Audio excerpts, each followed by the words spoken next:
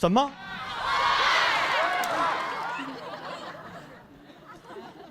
我什么词儿？大家好，我是新仔。想必第一期都看了吧？也比较了解我的表演风格了，是吧？哎呀，我的一些朋友呢，看完之后对我的评价是：新仔，要不你该干嘛干嘛去吧，别祸害脱口秀了，别人干啥你也干啥。我说我一开始就是讲单口的，他们说你讲了吗？你不就演了吗？整得跟艺考现场似的，你都多余写那些词儿，你就应该上来直接说大家好，接下来我给大家塑造一个酒蒙子。你都不用说大家好，你就应该说各位导演好啊，你直接试戏不就完了吗？咋的？最近接不着活了？我说你别说的我贼尴尬。但同时呢，我也想到了很多小时候的事儿。我从小就很喜欢表演，高考的时候也参加过艺考，当时老师给我们的考题是让我们每一个人都表演一种动物，我们10多个人，有演老虎的，演猩猩的，演蛇的。到了我这儿，各位老师好，我叫詹鑫，接下来我为大家表演的是一只猫，一只看见主人在和其他猫玩的猫。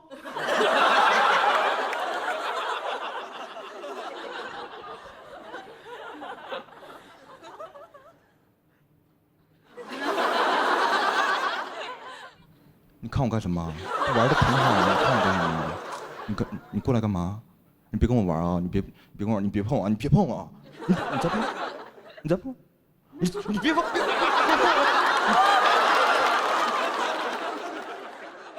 哎，你这人你真是你老说让你演的是猫，不是东北傲娇老爷们儿。考试虽然没考上，但是现在就是兜兜转转也干了这行了，而且还接触到了很多新鲜的事儿，比如偶尔我会接到一些商务，商务大家应该都知道，就是拍广告什么的，但第一次我不知道，商务这个词对我来说只是一种车型。哎，新仔，我给你接了一个商务，我说不是应该商务来接我吗？很尴尬，这些尴尬都来自于我最近生活中的一些变化，但这都是小事儿啊。我最尴尬的一次，是有一个大哥他要跟我合照，有一天晚上我着急去一个快餐店，然后这大哥迎面走过来，看到我之后缓缓放慢了脚步。我知道大哥把我认出来了，我也知道他很有可能要我跟他合照。一般情况下我是不会拒绝的。因为一个陌生人，他只有喜欢你，他才会跟你打招呼、跟你合照，这对我来说是荣幸。但是那天我着急出门，我头没梳、脸没洗，我穿的也邋遢，我不希望这样的形象出现在别人的手机里。而且当时那件事真的对我很重要，我就赶紧加快了脚步，假装看向旁边，余光发现大哥已经跟上来了。我心想我该怎么办？待会儿说什么？新仔，我能跟你合照吗？我说不行啊。感觉像在耍小牌，我想我就跟大哥解释清楚吧，但当时的理由，说实话，我有点说不出口。我总不能跟大哥说，我说，不好意思啊，大哥，你看我今天我睡了一天，刚睡醒，我醒了，我突然想起来今天是礼拜4，我要去的那个快餐店呢，他每个礼拜4都会办一些非常疯狂的活动。我就赶紧打开手机软件，我发现4个套餐已经售罄3个了，我赶紧点，发现这软件卡住了，他家软件确实不太好使啊，我就赶紧下楼买了，再晚2步别这个套餐也卖没了。我要这么说，大哥肯定会怀疑我的精神状态，而且这也太像一个1对1的商务口播了。我想我不行，我就编个理由吧，我就说朋友请我吃饭，那也不耽误拍照啊，我就说我去拍商务了，我谁大半夜的穿这样，正想着呢，大哥已经过来了。哎，是新南吗？哎，能跟你合个照吗？我说对不起，我有一个商务宴请。大哥都懵了，他不知道自己耳朵听见了一个什么东西。我说新仔，你这说什么鬼话？什么是商务宴请？但是话已经说出口了，我也没有办法，我就商务宴请，大哥。谢谢啊。一回头，发现肯德基已经近在咫尺了。众所周知，在肯德基办商务宴请的只有初中生啊。当时只有10米，我就放慢了脚步，一边走，一边在心里估算大哥离开我视线范围的时间。走到门口，我心想应该差不多了吧。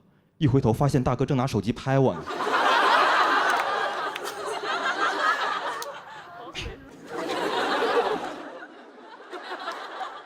说实话，当时的我有很多种选择，我可以径直离开，但是我舍不得这个折扣。我也可以跟大哥说实话，我就让大哥把我当傻子，怎么了？但是我没有，因为我时刻在以一个演员的标准要求自己。这场戏从商务宴请就已经开始了，生活处处是舞台。当时我来不及多想，我一咬牙一推门，哎，大侄女，生日快乐！晚饭点的肯德基啊，被我硬控了1秒。不知道的以为原神出什么新活动了呢。所有人都不明所以，只有一个坐在门口的小孩，他说了一句话，声音震耳欲聋。他说：“你是新仔吗？”我说：“你要合照吗？”说到这儿，谢谢大家，我是新仔。躲不过去了。大家好，我是新仔。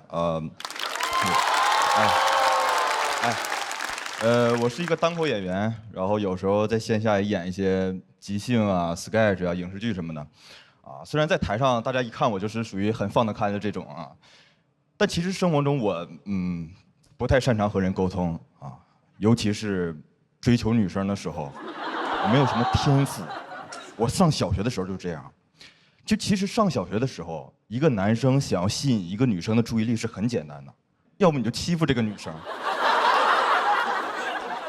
要不就保护这个女生别被其他人欺负。当时我是属于第2种的啊，我是保护女生的。小学，那个时候啊，他们欺负女生的方式啊，最常见的就是扯女生的头绳。哎，小美，你头绳去哪了？小硕，你真烦人呐！你快还我！哎，我不还。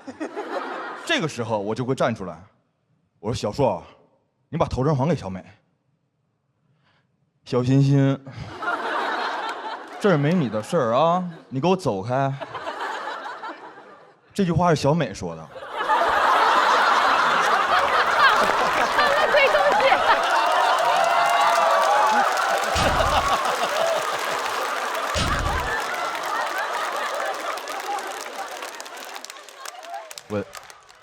那我走。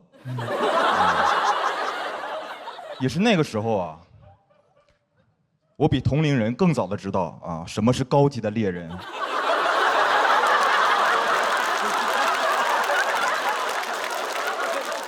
后来初中开学那天，我就发现了我班一个女生，啊，一下就吸引了我的注意力。她叫小晨晨，她一看就是那种温文尔雅的小女孩。当时我心想，我完了，我要开始欺负女生了。当天下午放学，刚走出校门，我就看见了小晨晨的背影。我一把冲上去，我一把薅下她的头绳，还没等我说话，小晨晨转身一个大嘴巴子，干啥？毫不夸张啊，一巴掌就把我扇地上了。我看，不是你干什么抢我头绳？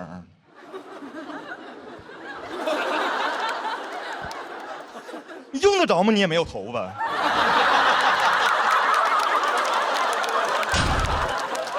小晨晨真是啊，手劲儿大，说话劲儿更大，这么大劲儿也没想着把我拉起来。我非常的暴力啊，但其实当时感觉还可以。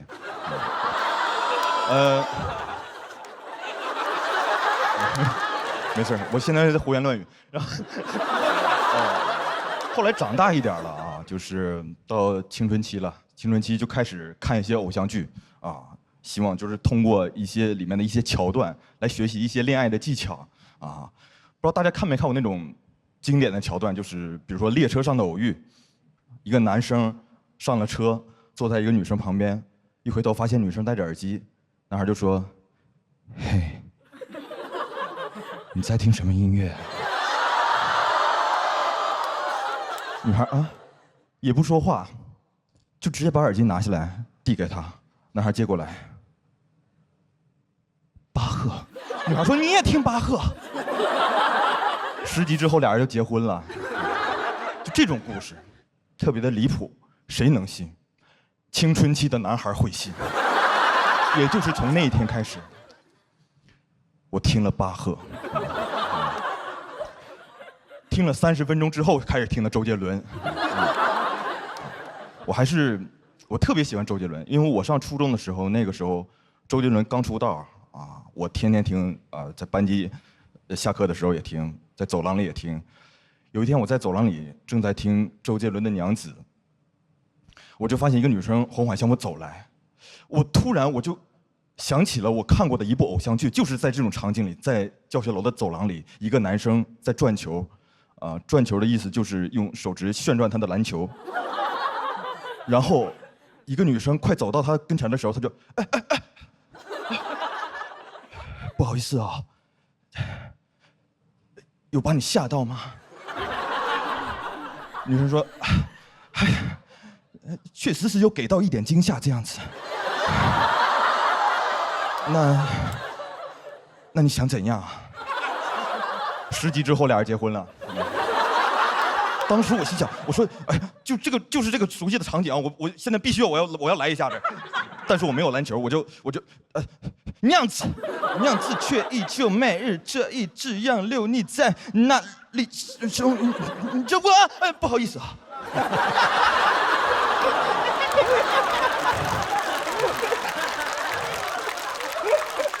我没有把你吓跑了。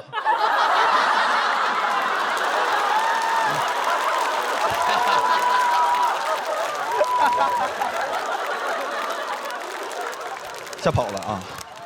反正整个这个学生生涯就是这样啊，非常的不顺利，一直到我青春的最后一天，我大学毕业那一天，我最后一次坐上回家的火车，就是一个普通的车，普通的下午，一个普通的座位，当时我旁边的那个女孩，刚好戴着耳机，我突然就想到我第一次看的那个偶像剧，我心想没准儿。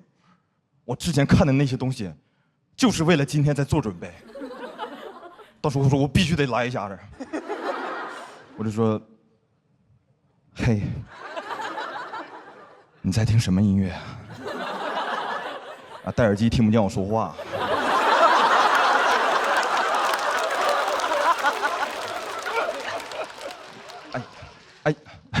你这玩意儿，哎，能我。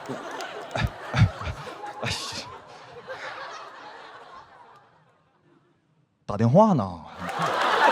大家好，我是新仔啊。谢。我讲单口已经有4、5年了啊，用的也是新仔这个名字。但是最近呢，认识我的人好像只记得我另一个名字，刘波啊。我回家，我爸看见我都是，哎呦，刘波大少爷回来了。就感觉我不在家期间，他也没少当老爷，是吧？就别说别人了，我的那些侄女儿、外甥也是看了少爷和我才认识的我。小时候我在家过年，我得给大家表演节目；现在过年回家，我得看着他们表演我的节目。哎，你上去给你舅演一个去，说的话都一样。但是我侄女跟我一样，都是那种性格比较内向的孩子，不去。你怎么不你舅当时怎么演的？你去演一个，让你舅点评点评呢？哎，可好了，这孩子演的那小表情跟你一样一样的。那小词儿怎么说的？怎么刘海儿怎么？哎，不是那么说的啊！你会说你去说，你去说一个，把那词儿背一遍，把这又不背了，不挺能背的吗？在家背挺好的吗？我一天天学习学不明白，背这破玩意儿背可能来，上去背一个。我说我背吧。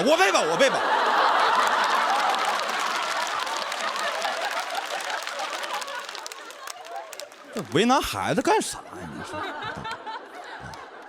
哎呀，家里人就是对我的状态很好奇啊，就是在舞台上的状态啊。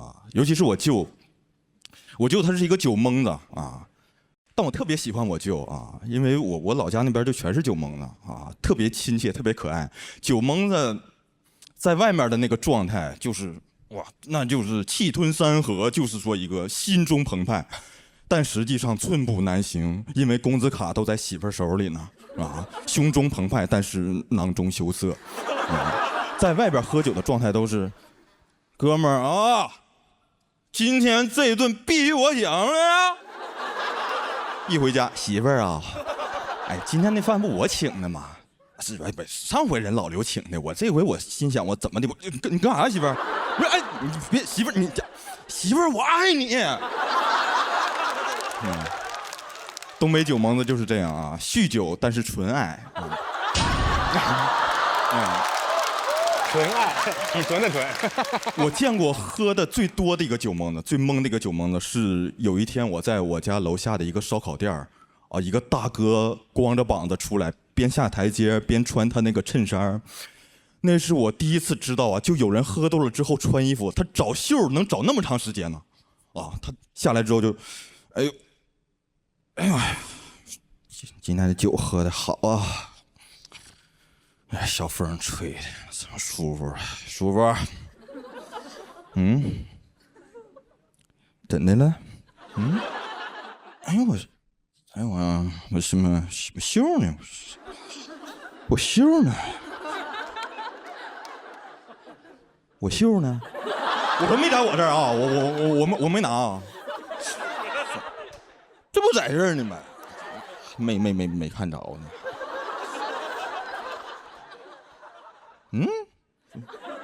刚才我袖呢？哎，我袖呢？我就感觉他媳妇儿叫袖啊，被人跑了你，我袖呢？我就合计啊，我要不要上去帮他一把？然后一个大姐就出来了啊，应该就是他媳妇儿。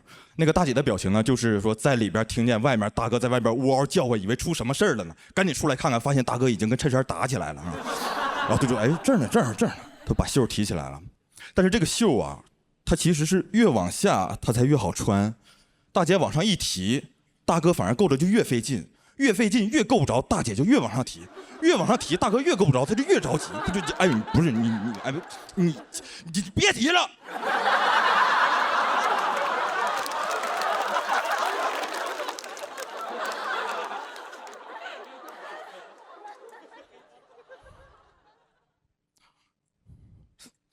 媳妇儿，我爱你，你上一边去。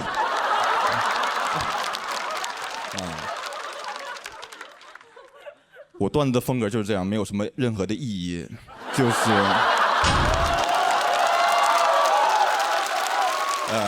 但是还是要告诉大家啊，就是说酒这个东西啊，喝多了肯定是伤身体的，希望大家不要酗酒，但是纯爱啊，谢谢大家。大少爷驾到，通通。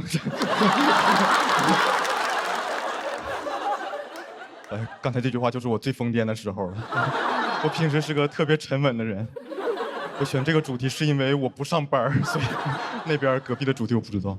我是个特别沉稳的人，我最疯癫的事儿应该就是我太能消费了啊！我尤其是买鞋，我买了很多鞋，我现在大概有140多双了。疯癫不啊？行，主题扣上了啊。然后我这140多双了。我有时候早上起来，我就看我这一屋子的鞋，我就想，我是为什么呀？我为什么只有2只脚？所以同行都叫我幽默无功啊，粉丝叫我丑鞋王子，我妈叫我搬出去住。我对鞋很敏感啊，就是过年回家的时候，我外甥给我拜年，舅舅过年好。我说哎呦，这大宝过年好，真乖啊！来，舅给你包个红包。谢谢舅舅，舅舅你鞋真白，新鞋踩上我说别碰啊。鞋都是有生命的，而你只是我姐的孩子。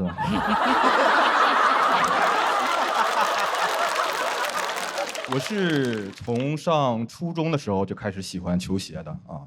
因为初中的时候，只有球鞋才能表达个性，因为大家都穿着校服啊。我老家辽宁鞍山，是全市统一的那种运动服套装，我觉得还挺好看的啊。但是他们非要在后背上印几个字母啊，像其他学校什么鞍山一中、鞍山八中印的都是 ASYZ、ASBZ，就是拼音缩写嘛，我就感觉就不太时髦了。但我们学校还行，印的是 ASXS。我感觉像什么什么 school 的意思，虽然我也不懂，但我感觉挺特别的，跟他们比。后来有一次我校服弄丢了，我就去学校一个指定的商店去重做。我说这字母什么意思啊？啊，他说这是鞍山学生。我说那一中、八中这啊，他们都好学校，衣服都定制的，你们是剩下你们都学生。我说那你印这字母有啥意义呢？表达你的身份啊，我表达我什么学生的身份吗？不是，这不就是一件校服吗？我穿上它，我除了是学生，我还能是什么？啊，我穿着校服，我走在大街上，然后迎面走过来一个人，哎，这小孩是干啥的？猜不出来啊，猜不出来。想知道。等我走过去之后，回头看我的后背，妈学生，鞍山学生。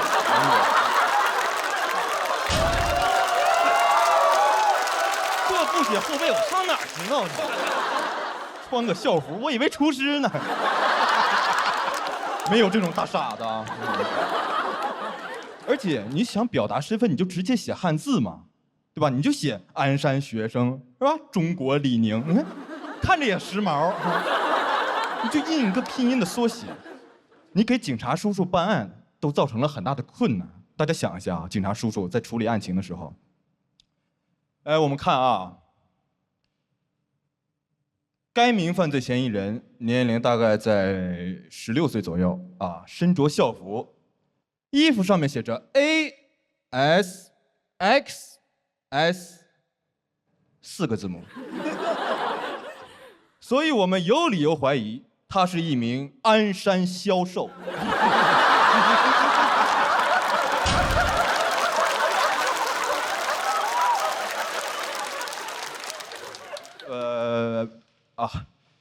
他有没有可能是鞍山学生呢？还是经验尚浅呢？是吧？哎，我们看啊，我们逐字分析啊，逐字分析，写的什么呀？是不是安斯山西学等会儿啊，西学小学西屋学，总之他是一名鞍山凶手。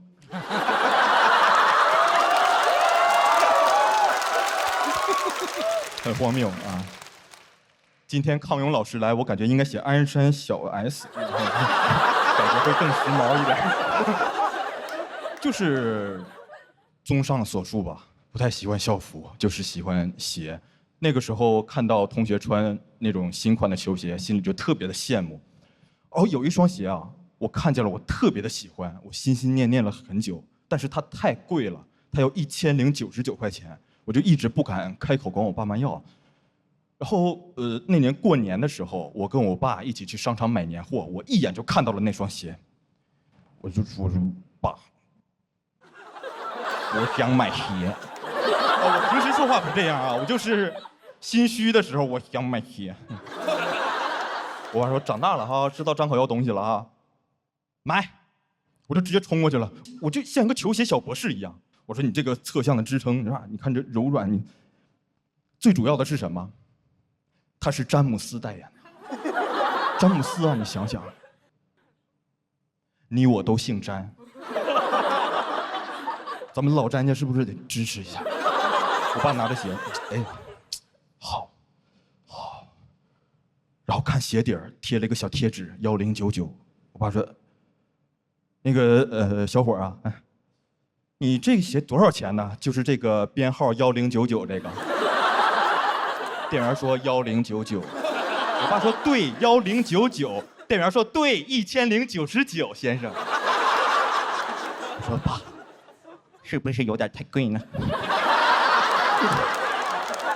我爸说贵什么贵？这是1000多块钱儿。说上是软和吧？软和，跑两步，跑一下，是挺好啊，是挺好。就定下来买这个了，是不？行，那咱再转一圈，要没有合适的，咱就回来买这个。我就再也没有回来过。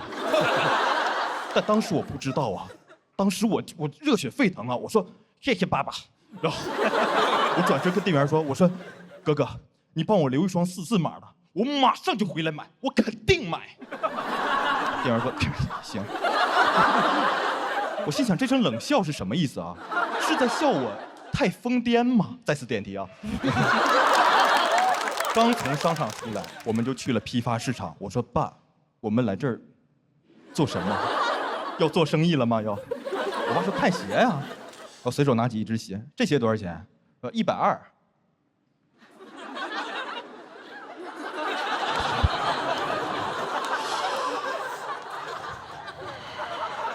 我说爸，你想笑就笑吧。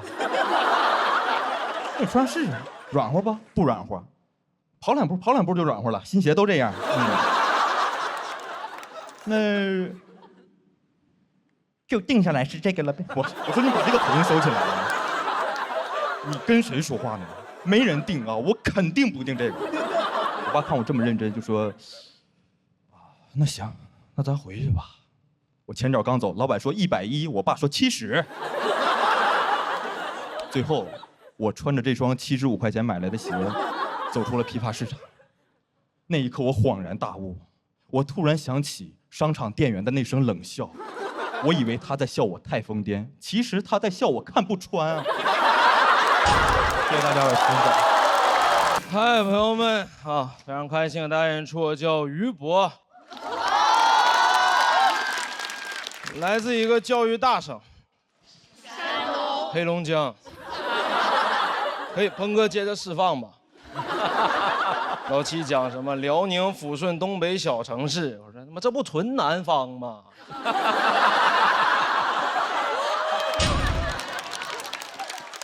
当然，教育大省不是空穴来风。各位，我知道这2年互联网对黑龙江刻板印象很深，东北小孩抽烟喝酒打架混社会。往那一站就是松柏欲盖弥彰。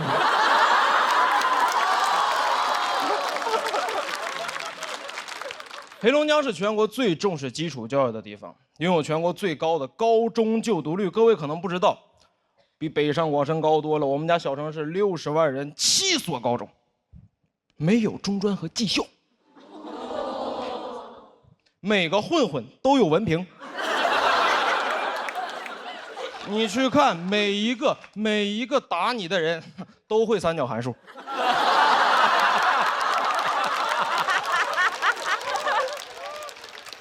你说学那有啥用？我说看那香港电影《古惑仔》，我说这里边但凡有一个黑龙江人，一眼就发现了。那大哥说，给这个人给我扔海里淹死之后沉了。大哥不行。因为浮力公式 F 等于ρ列 G 为排，淹死就飘了。重视教育，读书改变命运这个观念刻在我们骨子里，从来不掩饰读书的目的，很直接，很夸张。我们当时高中班级直接到班级名字就叫清北班，清北班，太直接了。这和那种衡水中学不一样，人家不叫，但能考上。我考不考上别说，我们就叫先叫，先叫的人先享受清北。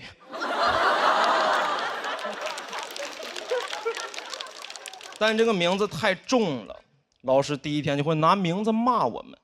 往那一站，很刻薄，30个人，你们30个人在这个班级呀，就必须上清北，谁不上，谁是班级的失败者，是 loser。但那年清华北大纯裸考在黑龙江就招20人，最好情况我班得含泪开那么10几个被迫上其他985的 loser。这种班级太吓人，为了清华北大布置各种各样标语，奔清北、梦清北，整个班级布置的和那个清华北大主题乐园似的。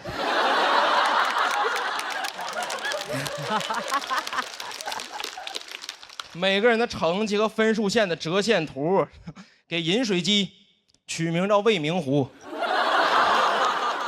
在这儿学习，批卷不敢使劲儿，得清华。天天在乐园里边学习学懵了，说一会儿6点半有没有校长坐着花车游行啊？没有，这个名字很重，老师会拿这个名字骂我们，很多事儿干不了了，玩手机什么的。你们这几头烂蒜考清北，那清北学生会玩手机吗？啊？清北学生会谈恋爱吗？啊？那清北学生会说话吗？你也不知道是骂我们还是骂清北学生。往下边一坐，我都纳了闷了。我说他们到底会什么呀？这群不会玩手机的单身哑巴。高考那年确实失之交臂，没考上，因为自己会太多了。被迫在上海同济当了4年 loser 啊。哦，这个事儿不值得哦，因为说实话，这不是我想学的。但那种教育观念里，如果你没去到那2所最好的学校，很多人生你就不能选了。当时特别想去北京人大学社会学，我妈说社会学你上什么人大学啊？你上社会上学。听妈在上海同济学计算机，我说那计算机为什么不在网吧里学？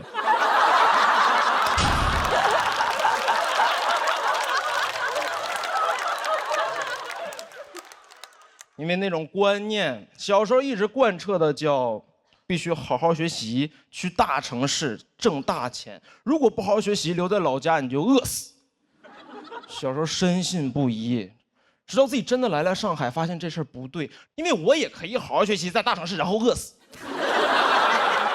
人只要想饿，在哪儿都能饿死。上海的消费更容易饿死。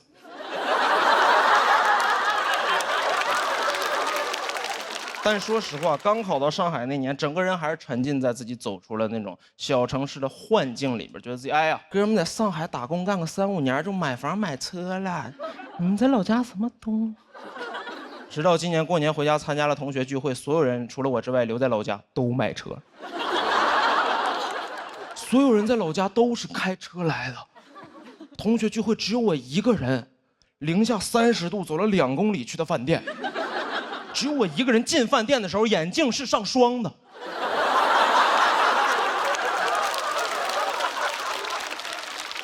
他们有车的人眼镜上的霜拿雨刮器就刮掉了。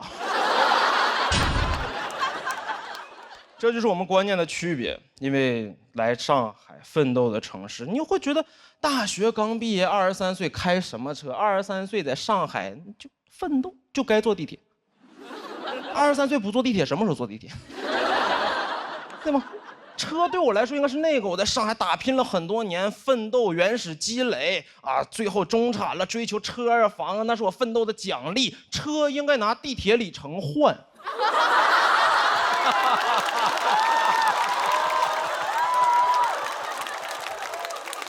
但在老家不一样，老家什么奋斗的奖励，你只要活到一定年龄阶段，爸爸妈妈就会给你买房买车。不是奋斗的奖励，算签到奖励。在线时长够，可以了。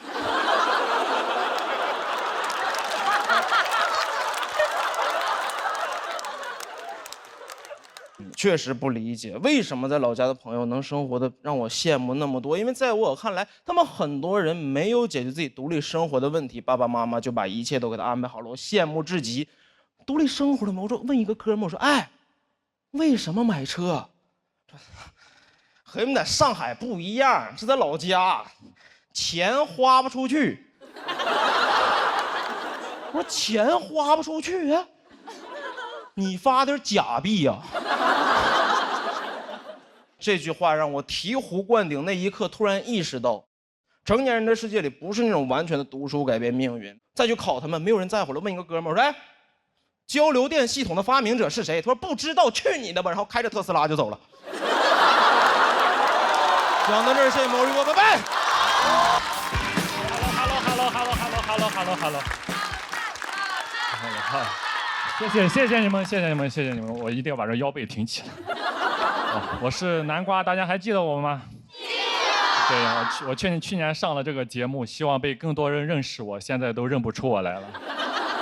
我这半年减肥减了60多斤啊，减掉体重的1/3啊，变化比较大。你们时间长没见，觉得很惊讶对吧？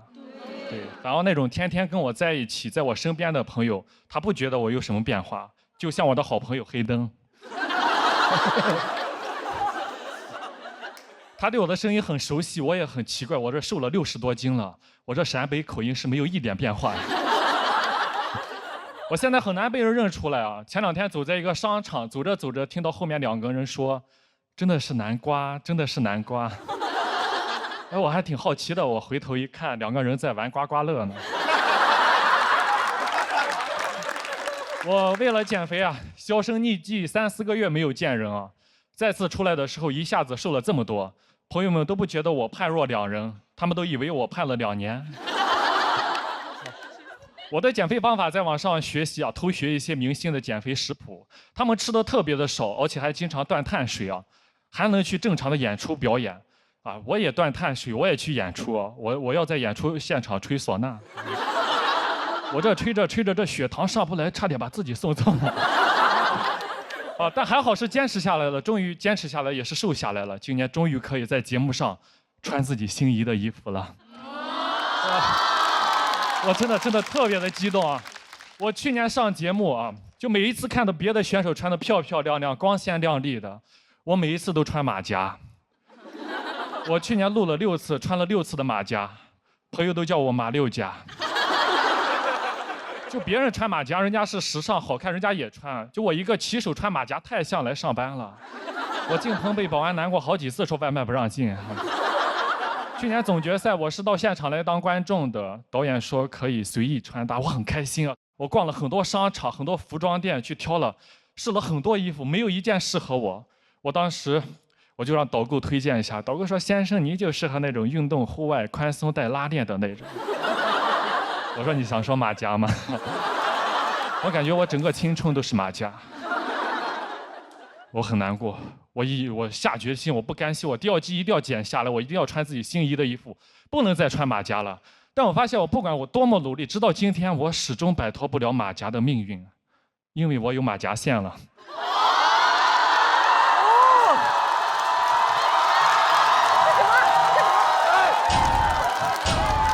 算了，这样，咱这是脱口秀，不是脱秀啊！哎呀，哎呀，不，这算了，这样会不会打马赛克呢？瘦下之后，你就感觉人就确实变化很大，我感觉我自己像重生了一把。我把自己的照片啊发在自媒体上，网友特别的，他是特别好，都夸我，夸得我特别激动。他们就叫什么南大。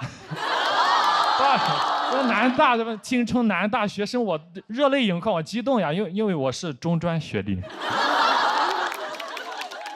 我没有上过大学，我上的技校，我考不上大学，我一直抬不起头，没想到现在减肥减出学历提升了，谢谢，我现在是我们宝鸡铁路技校毕业的第1个南大，对的。虽然学信网上查不到，但是小某书上都是承认的。谢谢你们，谢谢姐妹们。但减肥也不全是好事情，前2天就挺难过的。有一个品牌找到我，他说他们是个电瓶车的品牌，说他们老总很喜欢我，要跟我合作，私信我，我也很开心很激动啊。但见面的时候他们反悔了，他说你是谁呀？南瓜呢？我说我是南瓜，你怎么变成这个样子啊？和节目上不一样，我们想合作的是那个黑黑的、胖胖的、土土的南瓜，你这样拒绝跟你合作，我也很难过，我人都傻了。我这半年天天挨饿，不好好吃饭，没想到换来的是没饭吃。但我也不后悔，为什么减了？因为我今年29岁了，再过几个月就要30岁了。回想到30岁之前全是那种肥胖油腻的形象，我本来可以习惯那种形象，直到有一天见到了10个晴天。他们就在我的面前跳舞，活力四射、青春洋溢的样子，我当时很难过。我说20多岁就应该是这个样子呀！我不甘心，我一定要减。其实本来也没有那么努力啊。后来啊，有观众叫南大。在一声声南大中迷失了自己，硬逼着硬饿自己，一晚上大半夜饿得自己掉头发、胃溃疡、肠胃炎。我想喝奶茶，但是这个时候内心有个声音说：南瓜坚持住不能喝。这个时候你要想象你到时候在舞台上那个美美的样子，我一次次的忍住了饥渴，这就是望美止渴吧。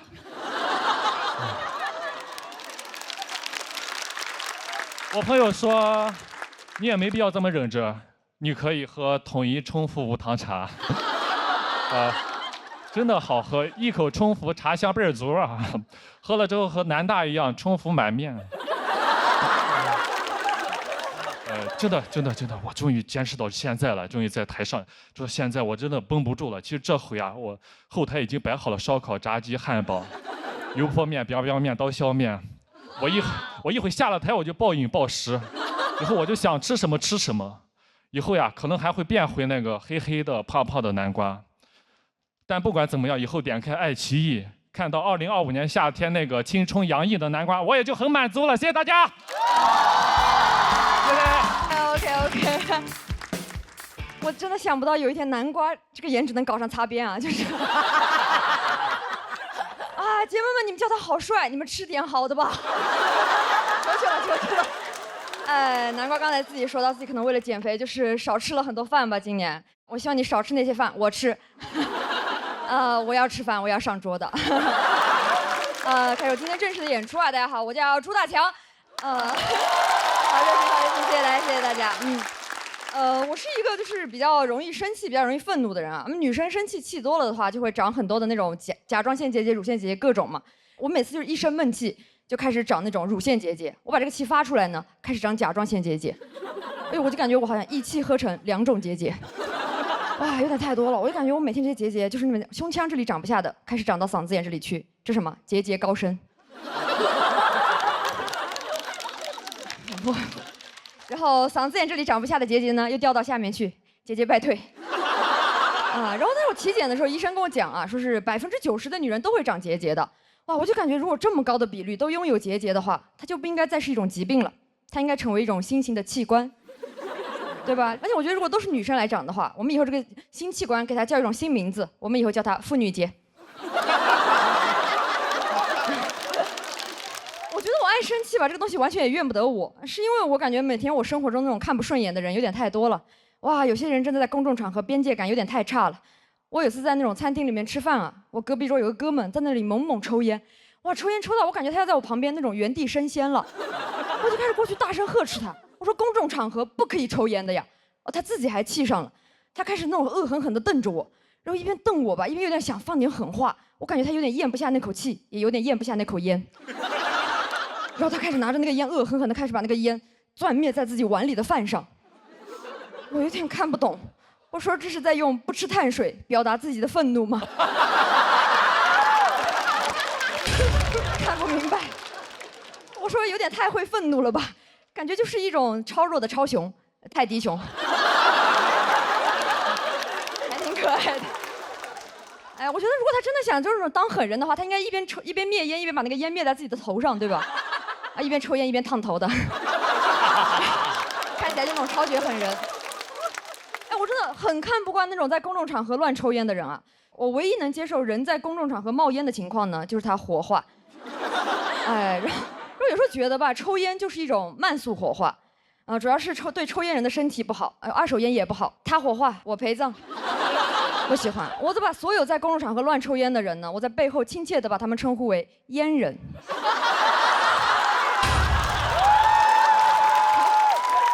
哎呀，我好恨烟人啊，真的。特别那个烟人有时候走路走在我的前面，你就感觉他一路走一路排放尾气。我说这种人为什么不去走那个机动车道呢？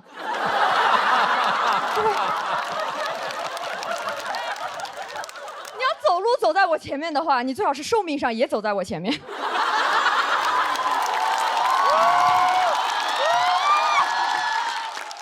哇，这种路上走的也能接受。我最讨厌的是那种密闭空间内抽烟的那种啊！我有一次打上一个出租车啊，哇，那个司机在里面猛猛抽烟，我在后面很生气，我说烦死了，我说你一直抽什么烟呀？他说我抽软中华呀。谁问你了？我问了，就是哇，然后很烦，我就开始用各种借口跟他沟通嘛。后来发现各种借口都不管用，直到后面我跟他讲，我说我怀孕了，闻不了烟味，然后他才把那个烟吸掉。哎，我就感觉好像我怀了个人的时候，我才能被当个人尊重，我就感觉很悲凉。但是我后面就发现吧，我这个人，我感觉我也是那种母凭子贵了。我现在是一个熹贵妃，每天到处吸一些二手烟。母凭子贵。而且现在吧，我有时候会发现，就是怀孕对于劝阻抽烟来说，这个借口还蛮好用的。所以我现在就是那种随时随地乱怀孕。哎呀，我一出门就怀孕，一出门就怀孕，这个世界太危险了。我真的很讨厌，我觉得公众场合很多人都是那种完全不顾别人，只做自己的。我不知道大家有在地铁上见过那种有些那种男生吗？就是他一坐下就会把那个腿弹开。哇，真的很烦啊！就那种螃蟹男孩，那个左腿永远碰不到他的右腿。我不知道两腿之间空那么大的位置用来干什么呢？可能是用来存放自己虚无的男子气概吧。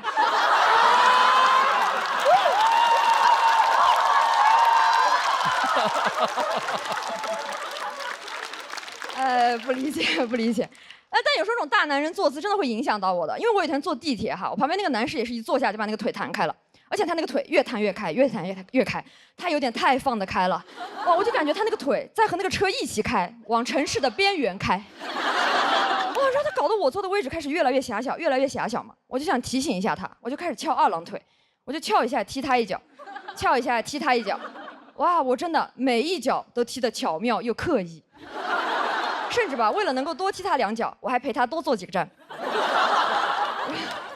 最后我跟他一起是同站下车的，我跟他一起下车的时候，他在那里问我，他说那个你是不是对我有意思呀？我说啊，还真有意思。哎，弄巧成拙，自找苦吃。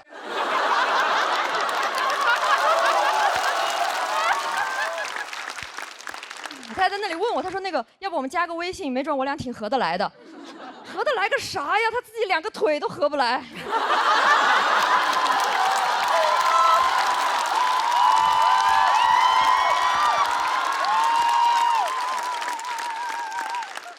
而且我真的感觉他自己2条腿已经构成了一种开放式关系了，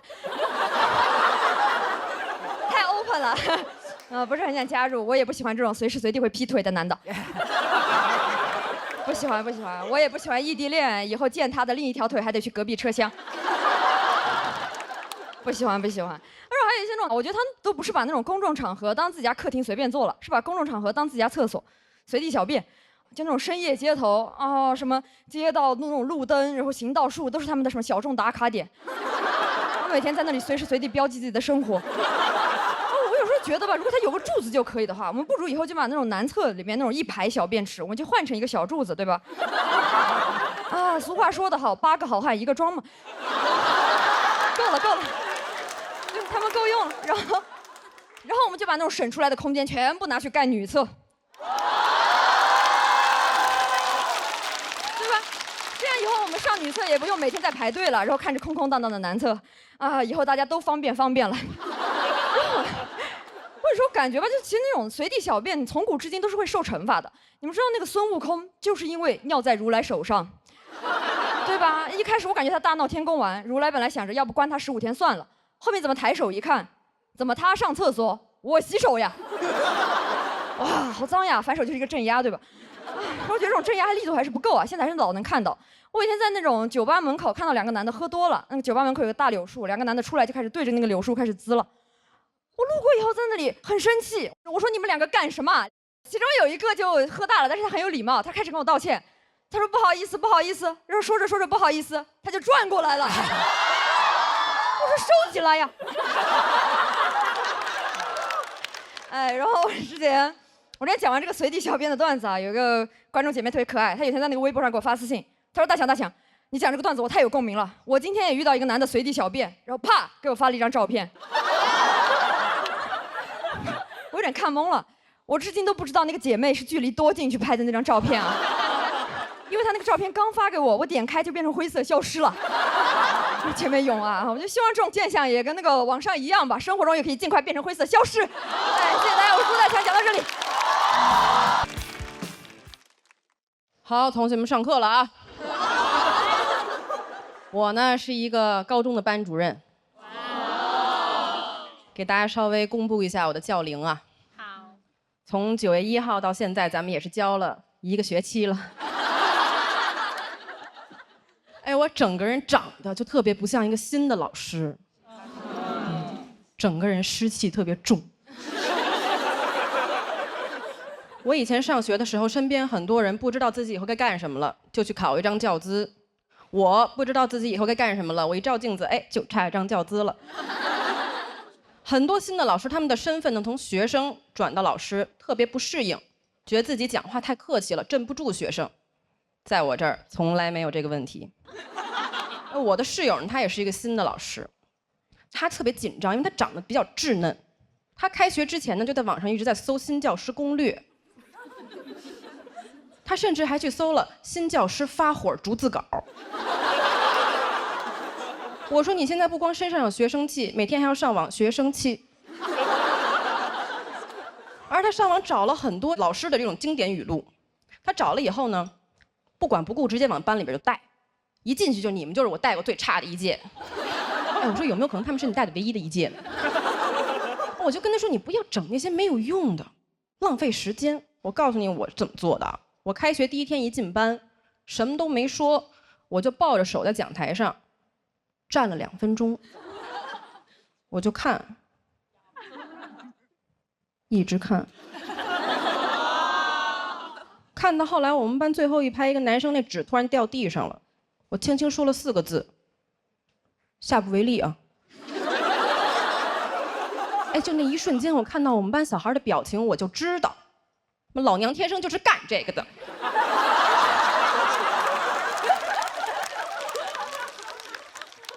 我后来感觉啊，当了半年老师以后，为人师表的表在我这儿大概是表面的表。说实话，现在教学水平有点配不上我的长相了。哎，我们班小孩老跟我说，老师这个不会那不会，在班里边特别紧张。我说你们紧张什么？我跟你们一样紧张。很多知识点，老师就比你们早知道1天而已。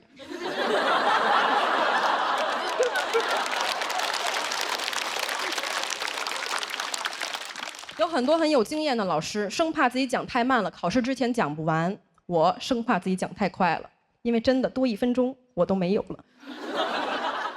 我现在最讨厌就那种提前预习的小孩儿，非要问我下一个单元的问题，我讲什么你就听什么，哪那么多问题呀？你一个人这样超前1分钟，40个人超前40分钟，这节课上自习吧。根本就上不了这课。而且我跟你们说一个老师的小秘诀啊，我觉得特别好用，就是遇到任何事情咱们不要慌，千万不能让学生看到你脆弱的一面。哎，有一次我上课上到一半，我们班小孩直接指出，老师你这 PPT 里面好像写错了。哎，我面不改色心不跳，我说啊是吗？只有他一个人看出来了吗？老师觉得很失望，很失望。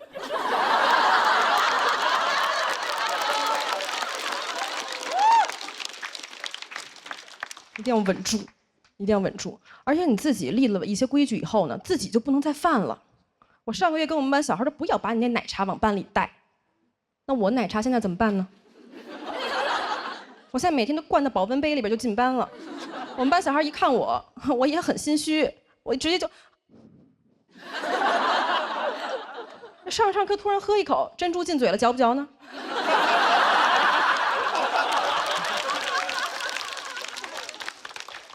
哎，我经过我们班小孩听他们在那议论我，我听得特别清楚。他们说现在老师是不是压力有点太大了？怎么老在这生嚼茶叶呢？但我上了几个月的班以后呢，我发现我整个人那湿气有点侵体了，整个人这个行为方式跟思考的方式有点不太一样了。比如说我小的时候，我最喜欢看的电影就是《哈利波特》，我觉得哈利波特是这个世界上最勇敢、最自由的人。但是现在哈利波特重映了，我又去看，我坐在观众席，我脑子里就一个想法：谁要当他班主任，真倒了8辈子大血霉了。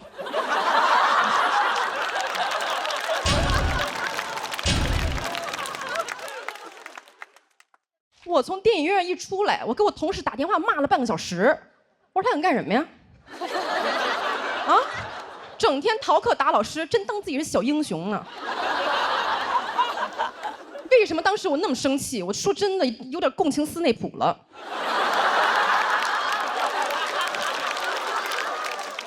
哎，你别看斯内普长那样，没准教龄就2年。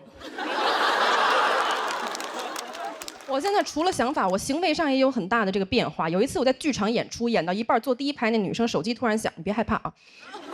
我手机突然响了，我都不是被她那个手机铃声打断，我忘词儿了，我上去就，差点把人手机当场给没收了。还有刚刚气氛组，就是拍灯之前没有举手。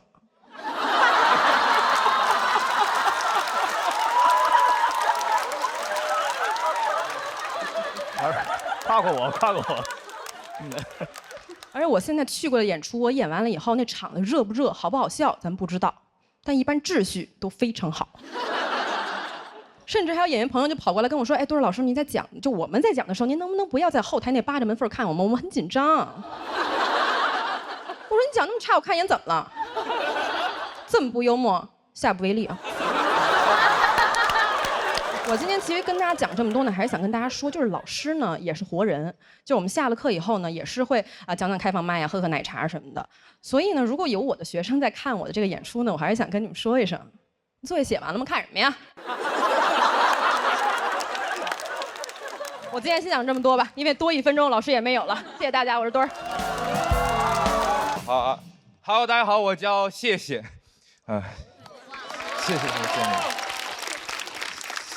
谢谢你们。我今天也想聊聊我的高中，我来和你们站到一起了。我高中是在河北衡水中学上的，对，所以我起这个名字就是因为从那个地方活着出来，我心存感激。而且今天也很开心，能和墩儿老师在单口的舞台上 PK， 完成了一个我从衡中到现在一直没有实现的心愿。跟老师犟嘴。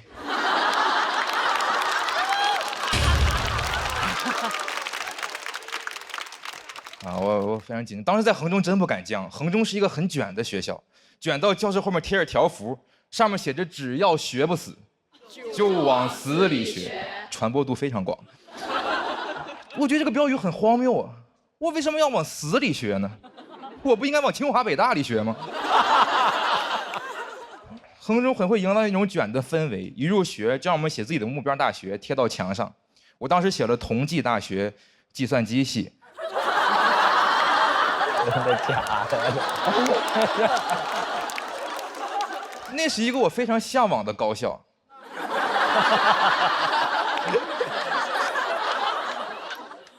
但是老师看到以后，他质问我说：“你是不是不想学了？”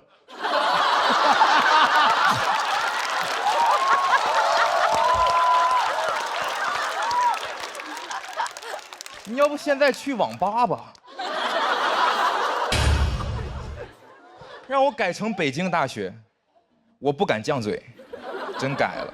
但是衡中确实出成绩，后来还真的考上了。谢谢你们，谢谢你们，谢谢你们。刚才墩儿老师是清华的，我是北大的，清北学生到底会干啥？会搞笑，这。我一般在外面做自我介绍，如果我不说我是衡中的，我说我考上了北京大学，就有人觉得说，哎，你装什么？但一旦我说我是衡中的，他们就辛苦了。哎，活该你上北大。确实很辛苦，衡中当时时间管理很严，我们都没有时间洗澡，有的同学1个月才能洗1次澡。那个时候班里面味儿贼大，尤其是重点班，班味儿有点重。就当时在教室里待久了，我们得去厕所透透气儿。当时衡中这种严格的管理，依靠于它严苛的校规校纪，比如当时要求我们早读课要大声朗读，比如说背英语单词，comedy， 我们就得 comedy。我不理解为什么要大声，我觉得我背书背过就行呗。你那么大声，分数没上去，分贝上去了。我一开始觉得大声背书这个方法特别俗，后来想了想，其实挺雅的，那背一会儿就哑了。但是没有办法，衡中还要搞那种早读评比，拿个分贝仪去每个班测音量，就导致在衡中待久了，逼得我现在嗓门贼大。就怎么说呢？我其实可以不用麦的，其实。我的妈呀！然后当时还有一些那种禁止谈恋爱的校规校纪，但是在衡中啊，我们不用谈上恋爱，就可以被抓。因为衡中有一项罪名叫做男女生非正常接触。你看他这个用词，他就很赛博朋克。非正常接触，感觉谈了个外星人。范围包括男女肢体接触、男女同桌吃饭、男女并排行走。我寻思这些都是非正常接触，那啥是正常接触啊？操场上亲嘴儿。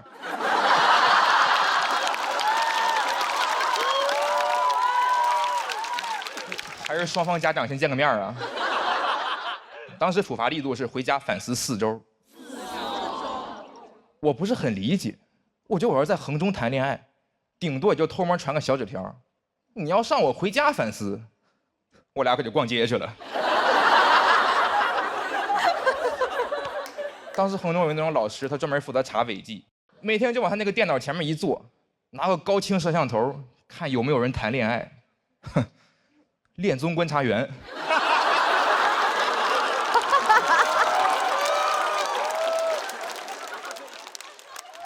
他要是去当恋综观察员，那嘉宾来一对成一对，就在他眼里干点啥都是想谈恋爱。我当时比较爱干净，我宁愿不吃饭也要挤时间洗澡，就因为身上没有臭味儿。德育主任质问我，说你最近是不是谈恋爱了？天天洗澡。肯定是为了招女生喜欢。我说老师，有没有可能我洗澡不是为了女生？我是为了卫生。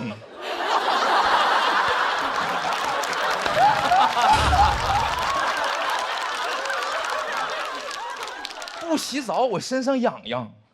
老师说身上痒痒，我看你是心里痒痒。当时德育主任还负责查自习。然后他检查的指标是抬头率，就是在一间安静自习教室里，德育主任会从教室前门推门而入，看有谁抬头看他。如果你抬头看他，你就是没有学进去。我说老师，有没有可能你不进来，我已经学进去了？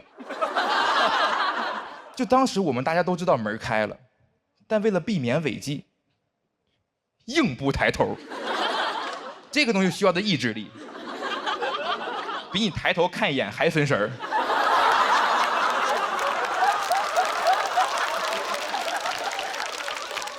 我有一次正做着作业呢，突然老师推门进来，我嘎一走神，算出来李白是个等边三角形。就李白要是在我们衡中上的高中，他也当不了诗人，他望不着明月。他举头只能望主任，然后主任让他低头回故乡反思1周。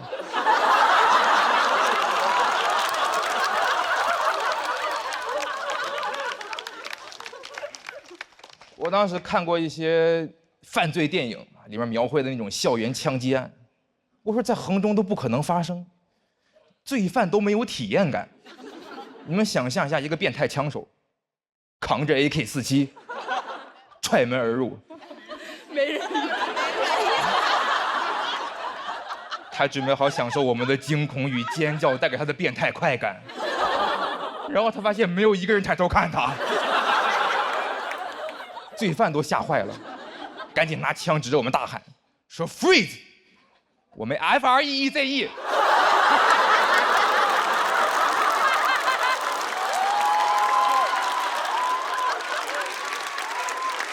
他永远不会理解为什么我们被人拿枪指着还能学习。我们只要学不死就往死里学。好，讲到这，谢谢大家。